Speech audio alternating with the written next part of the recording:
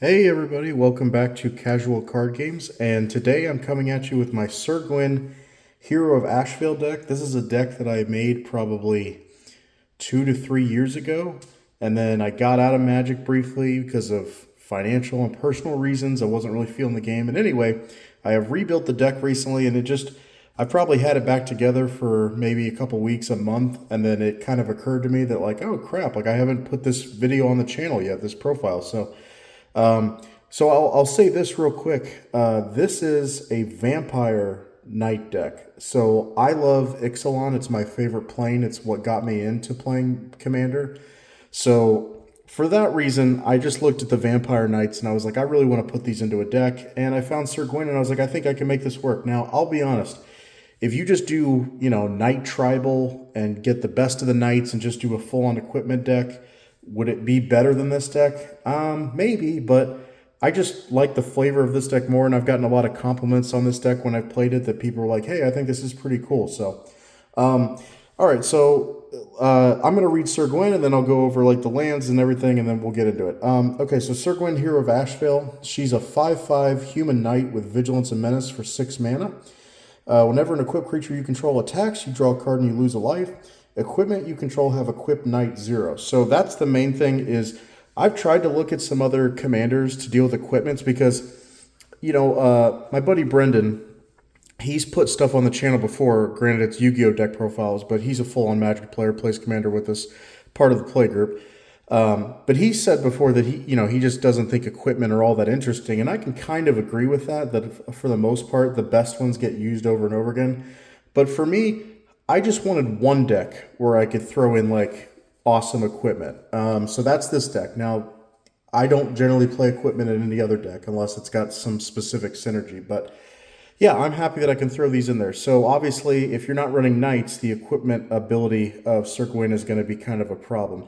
I think she's a great creature as far as like a 5/5 Vigilance Menace with those abilities, has some draw power on it. That's really good.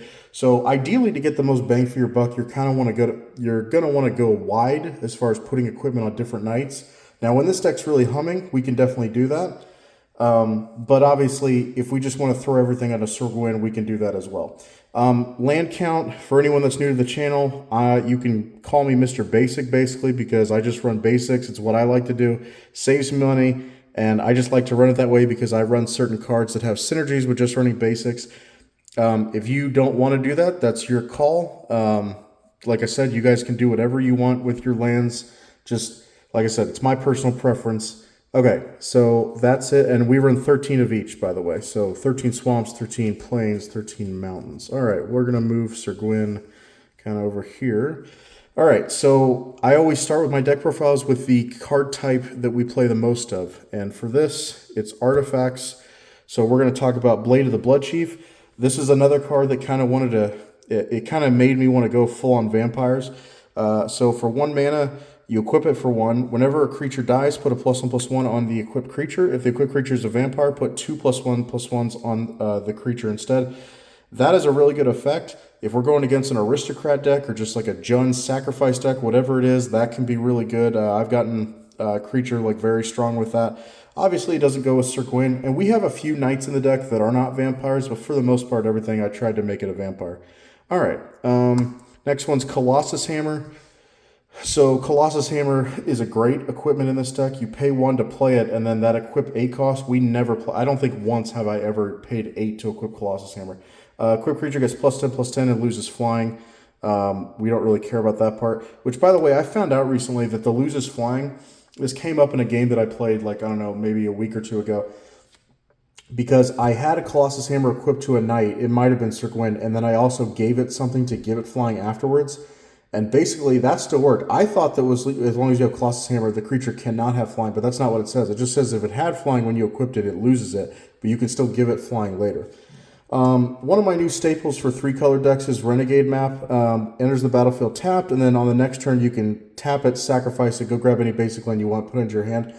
So I like it because if I get this in my opening hand, I can play this, and then on my next turn, whatever land that I might need, I can just go search that out and play it on that turn. Wayfarer's Bauble goes right along with that. Wayfarer's Bauble is great. For 1 mana, you play it, and then on the next turn, you pay 2, tap, sack, wait for his bauble, go grab a base land, put it on the battlefield, tap. I say on the next turn. Obviously, if you don't get this card until turn 3, you could do both effects in one, or do the effect in the same turn. Fleet for the Sandals. This is one of my favorites. Equipped creature has Flying and Haste, so it's 2 mana to play, 2 to equip. Flying and Haste are 2 of the best abilities you can have in a deck like this, so I love it. Inquisitor's Flail. Equipped creature would deal combat damage. It deals double that damage instead. Here's the downside of this card. If another creature would deal combat damage to the equipped creature, it deals double that damage to the equipped creature instead. But here's the thing. We have so many ways of giving our creatures protection or flying or vigilant, or not vigilant, menace, stuff like that. Like, Sir Gwyn's got menace. I'm not going to attack into somebody unless I'm pretty confident that they have no way of blocking my creature. But Inquisitor's Flail, 2 mana to play, 2 mana to equip. Those, like I said, good ratios. I run the medallions. If my commander has colorless mana that can be reduced, I run the medallions. Those are my mana rocks, basically, and I love them. So I got a Jet Medallion, a Pearl Medallion to reduce white, Ruby Medallion to reduce red. Sword of the Animist, one of the best equipments. Equipped creature gets +1/+1. And whenever they attack, you go grab a basic land, put it on the battlefield, tap. 2 mana to play, 2 mana to equip. Trailblazer's Boots. Equipped creature has non-basic land walk. So this is one of my favorites because so many people in my play group run a ton of non-basics. So this, once again, what we just talked about, if you need to do damage and they can't block it, Trailblazer's Boots. Trailblazer's Boots is almost guaranteed to get a free swing in where they can't block it. 2 mana to play, 2 to equip. Dark Steel Plate, pay 3 to play, 2 to equip. It's indestructible itself, and then it gives the equipped creature indestructible, so that's good.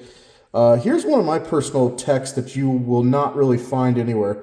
So Kusarigama, pay 3 to play it, pay 3 to equip. Equipped creature has the ability to pay 2. This creature gets +1/+0 until end turn. So it's like a worse fire breathing. Disregard that part because that part's not important.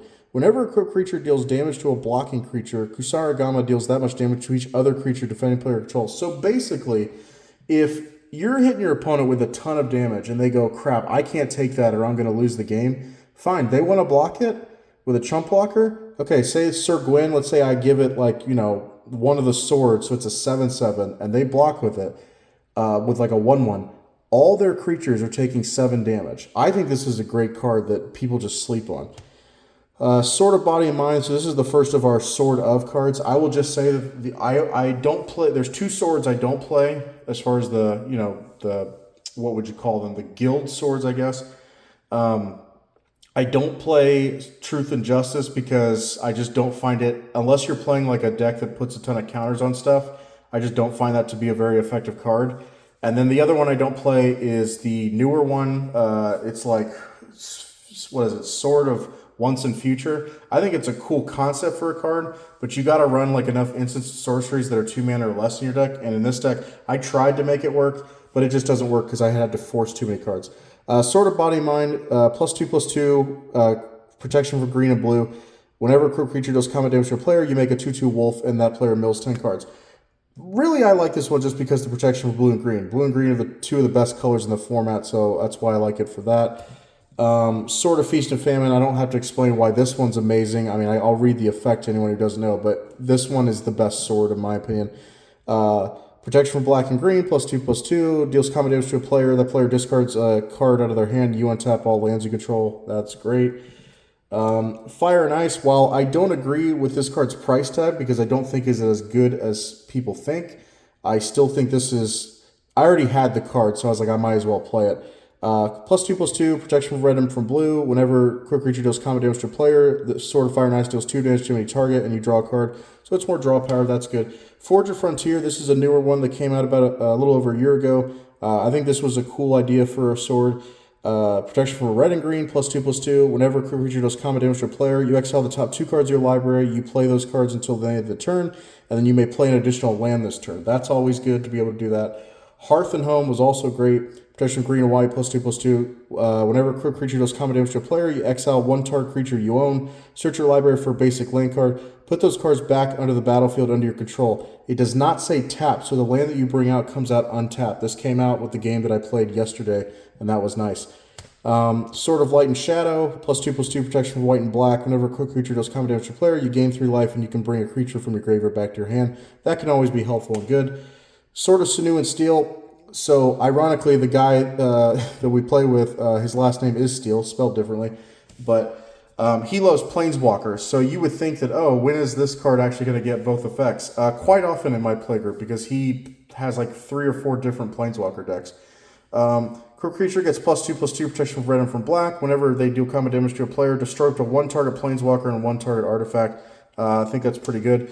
Sword of War and Peace, protection from red and white, +2/+2. Whenever creature does combat damage to a player, Sword of War and Peace deals damage to that player equal to the number of cards in their hand, and you gain 1 life for each card in your hand. That's always good. Wand of Orcus. If you plan on buffing up a creature, this is a cool card. Whenever a creature attacks or blocks it and zombies you control gain Death Touch on turn. That's whatever.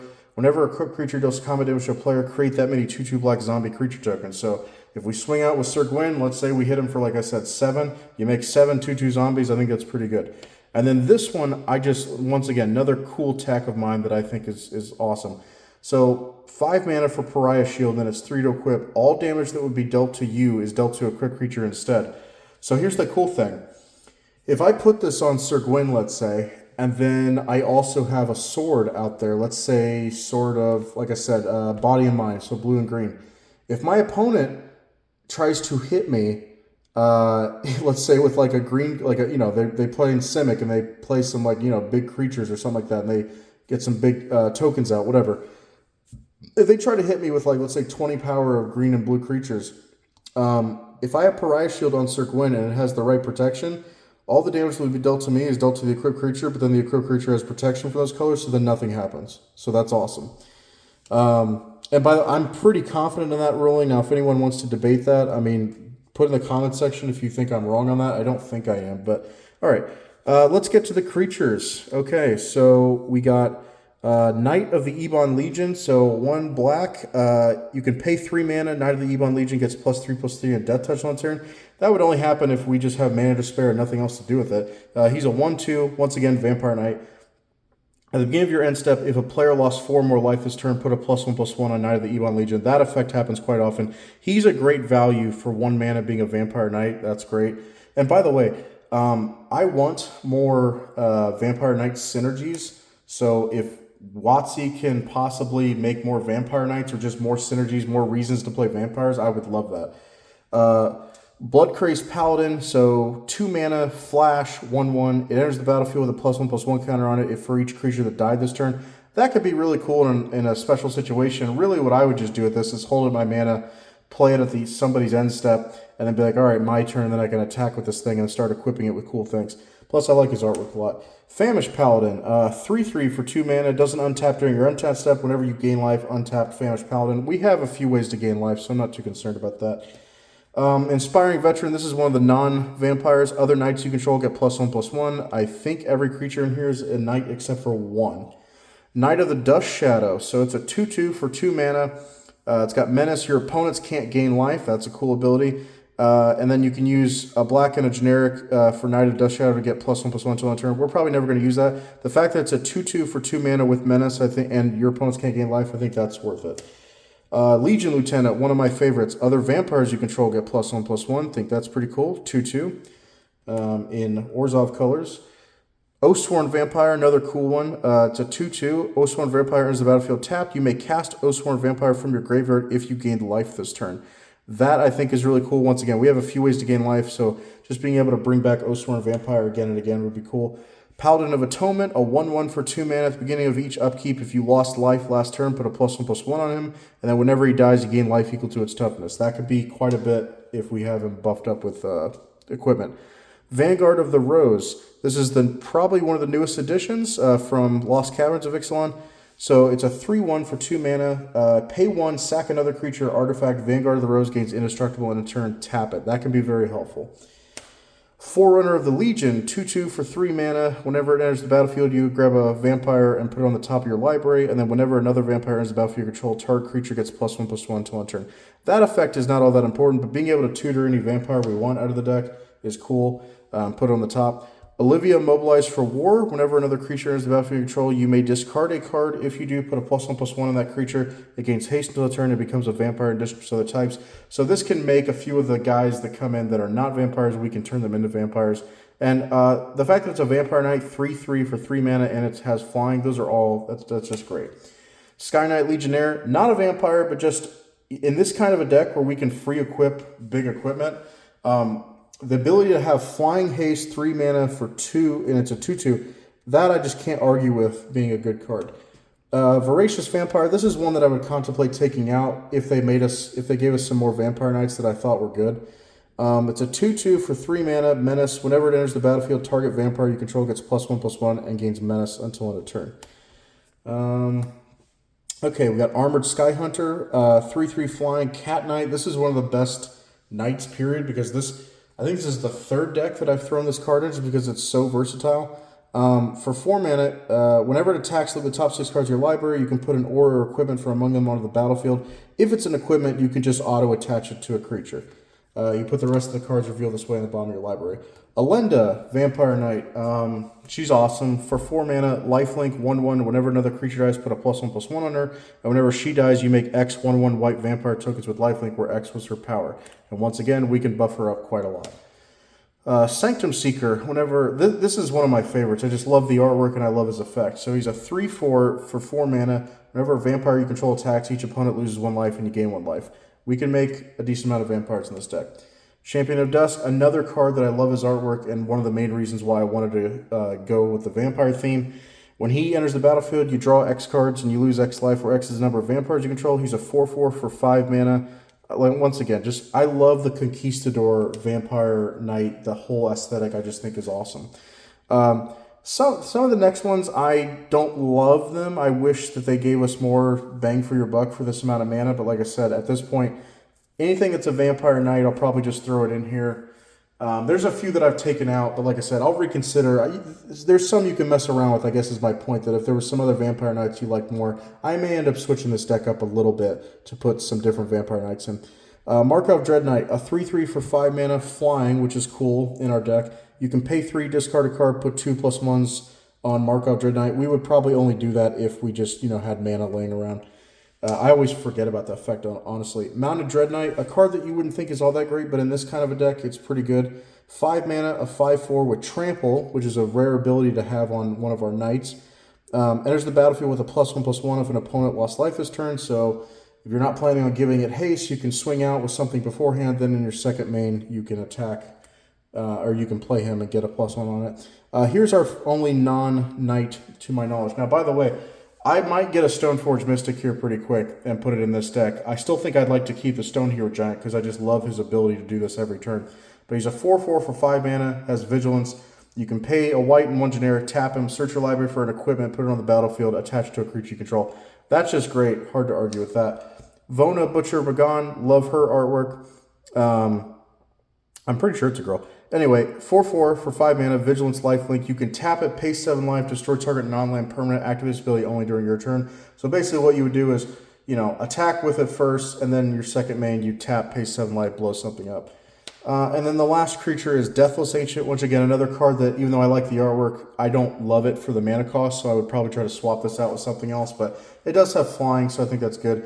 So 6 mana, 4/4 flying, tap 3 untapped vampires you control, return Deathless Agent from your graveyard to your hand. Okay, like I said, you can kind of mess around with some of those. All right, let's finish this out. So enchantments, I think we only run about like 10, maybe it's 11. Quest for the Holy Relic. I just think this is a cool card, especially in a deck where you have a bunch of like low drop creatures. Okay, so for 1 mana, whenever you cast a creature spell, you may put a quest counter on Quest for the Holy Relic, and then you can remove 5 quest counters to sacrifice it and then go grab any equipment you want, put it on the battlefield attached to a creature. So yeah, it might take a few turns for this to pay off for itself, but if it does, it just feels like great value because you can just go grab the best equipment out of your deck. Cigar Aid, giving us the ability to flash out equipment is cool, but the main effect is the fact of, let's say Sir Gwyn is not out there and they've killed it a few times. This is still a good way, like a backup, to be like, okay, we can still auto-equip our equipment to our creatures once they come in. Call the Bloodline. I just think this is such a cool card. So if ever we're short on knights and we're like, oh crap, like I can't make knights, this card helps us. So for 2 mana, you can pay 1 once it's already on the board, discard a card, and you make a 1/1 black vampire knight token with lifelink. Like I said, this can just.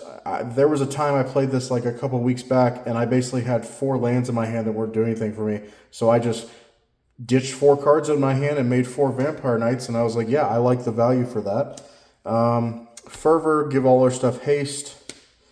Knight's Charge, whenever a knight you control attacks, each opponent loses a life, you gain a life, and then you can pay 8 mana, sack it, return all knights from your graveyard to the battlefield. I've never been able to do that effect, but I've wanted to do that effect.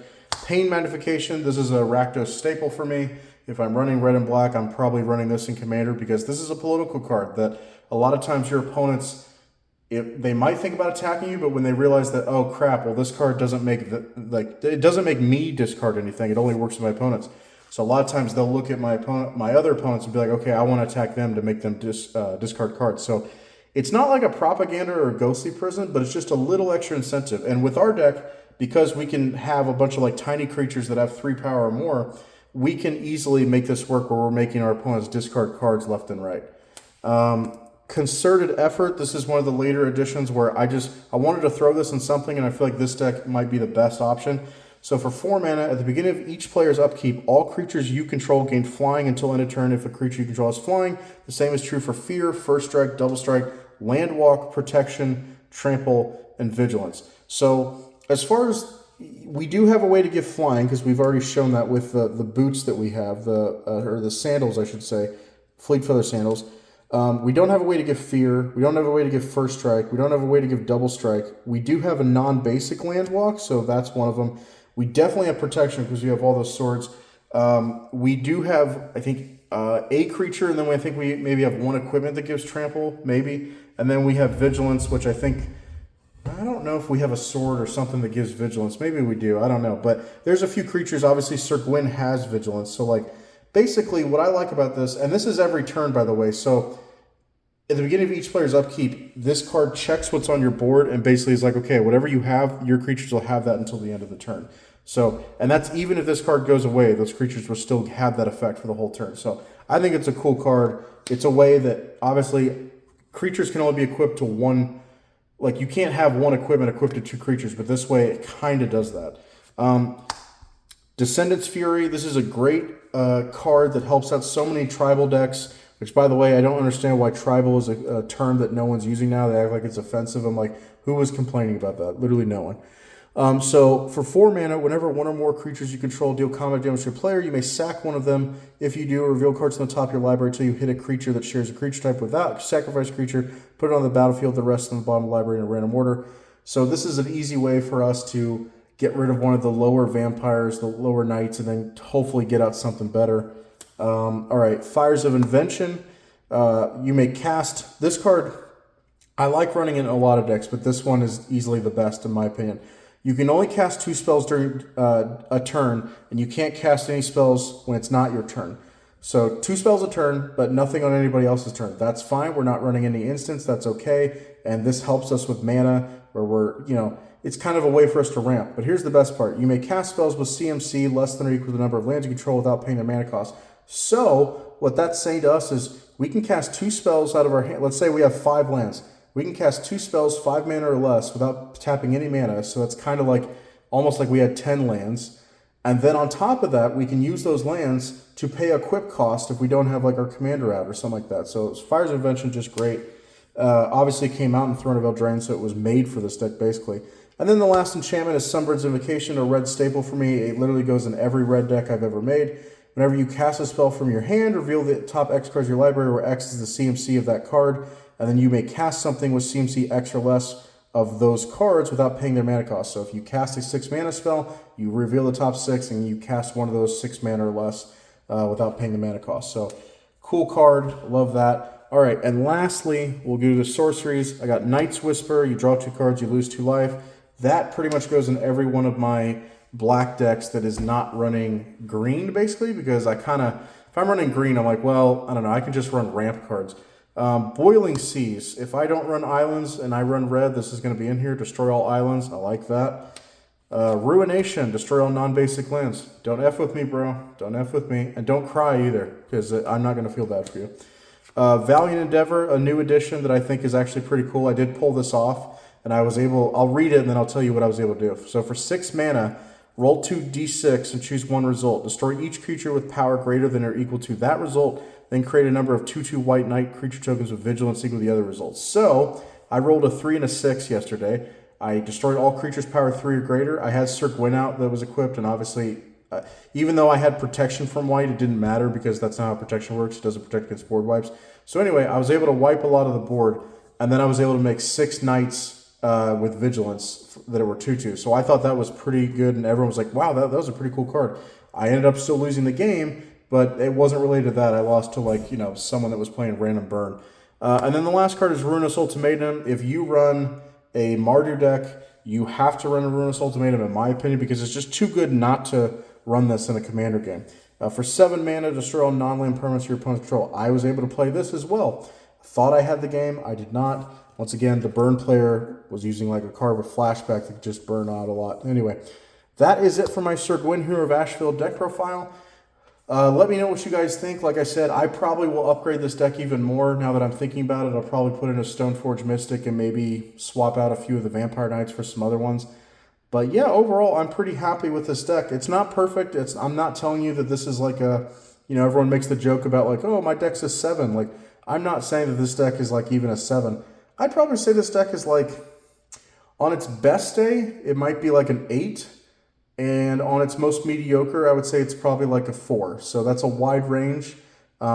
This deck can clank, but this deck can also put in some work. And I just, like I said, I think it's such a cool concept. And like I said, I wanted to focus it even more than just having regular knights. I wanted to focus on the Vampire Knights. So if you guys have any recommendations, like I said, this is what I want to do with the deck. If you have any recommendations to keep it Vampire Knight, let me know in the comments below. This has been Chris. I don't know when my next... Oh, what am I saying? My next deck profile is probably going to be mono white. I'll do that. And then I got a mono green deck that I'm working on that should be ready here in the next week or two as well. So some more deck profiles come for me. That's it for now at Casual Card Games. Have a good one, guys.